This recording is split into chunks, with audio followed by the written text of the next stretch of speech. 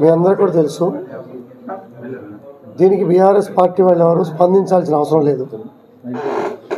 BRS పార్టీకి గాంధీకి యుద్ధం కాదు,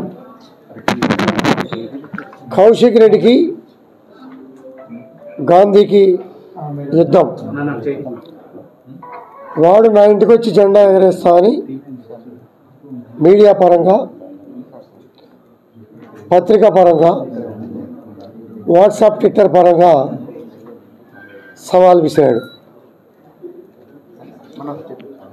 11 గంటలకి మీ ఇంటికి వచ్చి జెండా ఎగరేస్తా,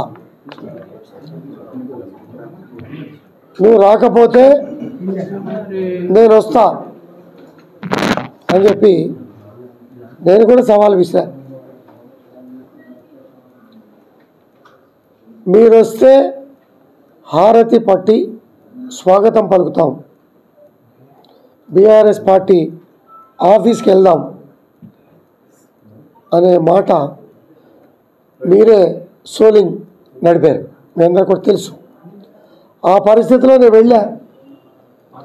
వెళితే 50 మంది పోలీసులు పెట్టుకొని రాళ్లతో పూలకుండీలతో దాడి చేసినటువంటి సందర్భం మీ విజువల్స్ ద్వారానే పేపర్ డౌన్లోడ్ చేశా. ఆ విజువల్స్ ఇచ్చి కేసు పెడితే పోలీసులు కన్సిడర్ చేయలే.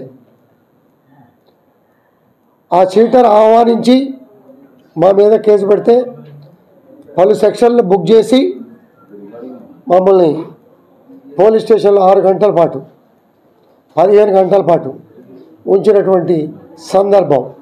పోలీస్ స్టేషన్ బెయిల్స్, మెజిస్ట్రేట్ దగ్గర బెయిల్స్ తెచ్చుకోవాల్సిన పరిస్థితి క్రియేట్ చేసినటువంటి సందర్భం.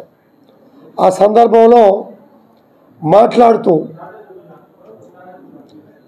కేసీఆర్ గారు ఎప్పుడు కూడా అన్నదమ్ములాగా కలిసి ఉండండి, ఎక్కడ ప్రాంతీయ విభేదాలు వద్దు, ముళ్ళు గుచ్చుకుంటే నోటితో తీస్తా అనే మనస్తత్వం, గొప్ప మనస్తత్వంతో ఉన్నటువంటి పార్టీలో చీడ పురుగులు చేరి ప్రాంతీయ విభేదాలు సృష్టించే కార్యక్రమంలో ఇటువంటి చీడ పురుగుల్ని పక్కన పెట్టుకున్నందుకు చింతిస్తున్నాం.